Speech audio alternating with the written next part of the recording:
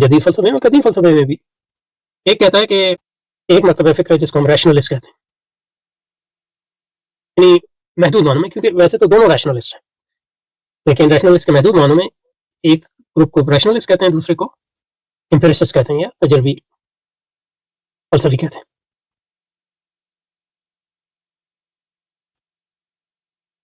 امپیریسسٹ جیسے ڈیکارٹ ہے، وہ انیٹ نالج کے قائل ہے۔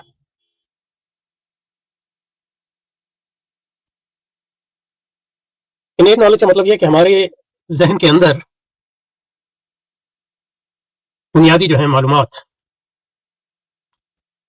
وہ موجود ہیں، اور خارج سے یا ہوا سے جو علم حاصل ہوتا ہے، معلومات حاصل ہوتی ہیں، وہ اس انیٹ یا جبلی علم کی بنیاد پر عمارت تعمیر کرتی ہے۔ یہ ریشنلسٹ یعنی رف ریشنلسٹ جو نقطہ نظر ہے اس کی ایک اجمالی اس کا ایک اجمالی آپ کو میں نے خاکہ پیش کیا۔ اس کے برعکس جو تجربی فلسفی ہیں اور لاک ان کا دعویٰ ہے، وہ کہتے ہیں کہ جو ہمارا علم حاصل ہوتا ہے، ہماری جو معلومات حاصل ہوتی ہیں، وہ ان کی بہت ساری بنیادی حواس ہیں، اور جبلی علم کوئی ہمیں نہیں ہے، جبلی علم کوئی نہیں ہے، انیٹ نالج کوئی چیز نہیں ہے۔ اور یہ اس کا ڈیکارٹ پہ بہت یعنی بنیادی اعتراض ہے، یعنی ڈیکارٹ کے اس دعوے کو رد کرتا ہے کہ نہیں، اس کے باوجود کہ لاک جو ہے بہت اہم معنی میں جو ہے ڈیکارٹ ہی کا پیروکار ہے، لیکن اس مسئلے پہ جو ہے اس سے اختلاف کرتا ہے۔ وہ کہتا ہے جو ہمارا ذہن ہے وہ ایک ٹابولا رادا یا ایک خالی تختی ہے جس پہ کچھ نہیں لکھا ہوا، اور ساری جو معلومات اس تختی پہ آتی ہیں وہ ہمارے حواس سے، خارج سے آتی ہیں۔ حواس سے اندرونی علم بھی حاصل ہوتا ہے اور بیرونی حواس بھی۔ یہ ایک چیز۔ دوسری چیز اس نے یہ کہی کہ جو ہمیں معلومات حاصل ہوتی ہیں حواس سے، وہ کلی نہیں ہوتی ہیں، مطلب یہ کہ میں حواس سے سیب نہیں دیکھتا یا میز نہیں دیکھتا،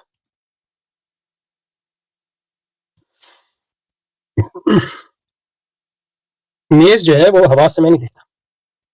حواس سے جو مجھے معلومات ہوتی ہیں وہ امپریشن، یعنی میرے ذہن پر مرسومات۔ امپریشن کو کیا کہیں گے اردو میں؟ امپریشن، انطباعات، عربی میں انطباعات کہیں گے، اردو میں کہہ لیں نقوش نقش۔ یہ نقش جو ہے جو حواس کے ذریعے ہمیں میز یا سیب کا علم نہیں حاصل ہوتا، بلکہ سیب اور میز یہ جو خواص ہیں ان کا الگ الگ، ان کے الگ الگ انطباعات جو ہمارے ذہن پہ قائم ہوتے ہیں۔ مثلا میں سیب نہیں دیکھتا، میں جو دیکھتا ہوں وہ سیب کا رنگ دیکھتا ہوں، سیب کا حیت دیکھتا ہوں، شیپ جس کو کہتے ہیں، مختلف حواس کے ذریعے سیب کا ٹیکسچر دیکھتا ہوں، یعنی اس کی ساخت وغیرہ وغیرہ، سیب کے اور ان جو انتباہات ہیں ان کو دو قسموں میں تقسیم کرتا ہے، اور یہ اس نے فزکس سے لیا تھا، یعنی گیلیلیو جو تھا اس نے، اور اس کے قریب قریب جو فزکس نئی فزکس شروع ہوئی، انہوں نے دو قسم کی کوالٹیز یا خواص، کوالٹیز کو خواص یہ خاصیتیں یہ صفات کہہ لیں، دو قسم کی صفات ہیں، ایک وہ کہتا ہے پرائمری اور دوسری سیکنڈری۔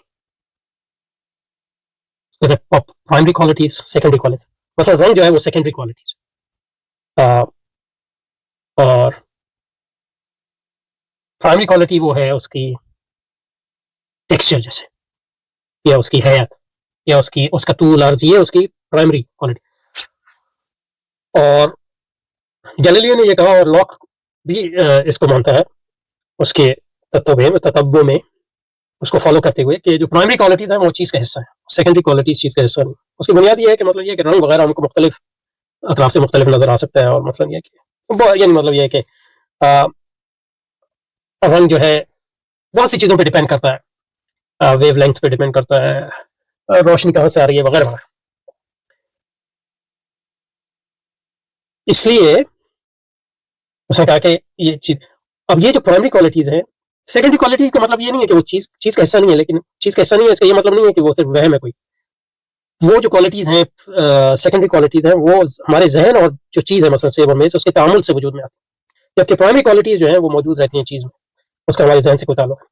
لیکن اس میں جو اہم بات ہے وہ اہم بات یہ ہے ہم سیب کو نہیں دیکھ رہتے ہمارے آواز کے ذریعے، ہم دیکھتے ہیں اس کی طول کو، اس کے عرض کو، اس کے ٹیکسچر کو، مثلا یہ کہ سالڈ ہے یا مایا ہے یا گیس ہے، سخت ہے یا اس میں پینیٹریٹ ہمارے مطلب یہ کہ باڈی کر سکتی ہے وغیرہ کہ نہیں کر سکتی، ٹیکسچر اس کا یہ دیکھتے ہیں، رنگ اس کا دیکھتے ہیں، اس کا شیپ، سیب کا شیپ. اور ذہن جو ہے ان پرائمری کوالٹیز اور سیکنڈری کوالٹیز کی تعریف کرتا ہے، اور ان کی تعریف کے ذریعے سیب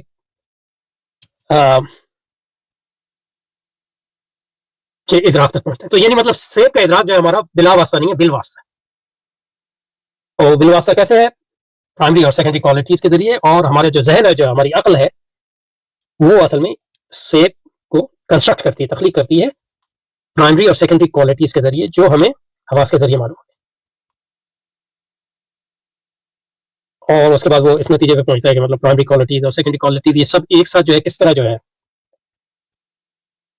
ایک ساتھ رہتی ہیں. مطلب یہ کہ سیب کے اندر سیب کا جو شیپ ہے اور سیب کا جو رنگ ہے اور سیب کا جو ٹیکسچر ہے، وہ سب یہ کوالٹیز، تو مطلب یہ ہے کہ یہ ایسی چیزیں نہیں ہیں جو اپنے آپ جو ہے یعنی کام بذات نہیں ہے. تو ان سب کو جو ہے ایک تالیف کیا چیز دیتی ہے؟ وہ ایک عقل، وہ ہم دیکھ نہیں سکتے کیونکہ وہ حواس اس تک نہیں پہنچ سکتے، عقل اس تک پہنچتی ہے کہ یہ ساری جو پرائمری اور سیکنڈری کوالٹیز ہیں جو الگ الگ ہمارے ذہن میں آتی ہیں، یہ ایک ساتھ جو ہے خود بخود کام نہیں ہو سکتی. کوئی چیز جو ہے مضبوط، کوئی قائم بذات چیز ان کے نیچے ہے جو ان کو قائم رکھتی ہے، جو ان کو ایک جگہ اکٹھے رکھتی ہے، اس کو وہ سبسٹینس کہتے ہیں، اس کو ذات میرا خیال ہے اردو اور عربی میں کہتے ہیں. تو کہنے کا مقصد یہ کہ یہ جو ہے بیک گراؤنڈ تھا جس بیک گراؤنڈ میں رسل یہ بات کر رہا ہے، اور وہ بیانی ہی وہی نقطہ نظر پیش کر رہا ہے جو لاک نے پیش کیا. صرف یہ ہے کہ وہ لاک کی اصطلاحات کو بدل رہا ہے، امپریشن کو وہ سینس ڈیٹم کہتا ہے. اور جو یقین اور شک کی بات آئے گی وہ اس میں یہ ہے کہ ہم سینس ڈیٹا پہ یعنی کیونکہ ہمارا یعنی سیب کا رنگ اس کو تو ہم دیکھ رہے ہیں، اور سیب کا جو ٹیکسچر ہے اس کو بھی ہم محسوس کر رہے ہیں، یا اس کی جو حیت ہے اس کو بھی ہم دیکھ رہے ہیں. تو اس لیے اس پہ جو ہے شک کی کوئی گنجائش نہیں ہے. لیکن کیا سیب بطور سیب یا میز بطور میز باہر موجود ہے؟ اس پہ شک ہو سکتا ہے، کیونکہ یہ اس کا جو علم ہے ہمیں بلا واسطہ ہوتا ہے مینٹل کنسٹرکشن کے ذریعے. تو اس کی جو ہے بحث وہ پہلے 2 چیپٹر میں، میرا خیال ہے پہلے چیپٹر میں کرتا ہے، جس کی حضرت بات کریں گے. لیکن بات سے بات نکل گئی تو اس کا میں نے ایک بیک گراؤنڈ دے دیا، تو اس کو جاری رکھیں گے انشاءاللہ. سبحانک اللہم وبحمدک، اشہد ان لا الہ الا انت استغفرک. کیونکہ وہ پھر لیکن شروع کرتے ہیں وہ دوسرا وہ علم کے اصول کے عمل میں اصل کی شروعاتی کام سے چیز یعنی میز کے بیان سے ہوتی ہیں. فکر و نظر کا یہ واقعہ کام و شادی کے فلسفیانہ تجربے کا نقطہ بنا دے. تو کیونکہ میرا خیال ہے حضرت کو یہ بیک گراؤنڈ نہیں پتا، تو اس لیے اس کو، لیکن یہ ایک دلچسپ ہوگا حضرت ڈاکٹر صاحب کا امپریشن کیا ہے اس کے بارے میں، کیونکہ وہ بالکل ایک کھلے ذہن سے بغیر کسی بیک گراؤنڈ کے اس کو دیکھ رہے ہیں.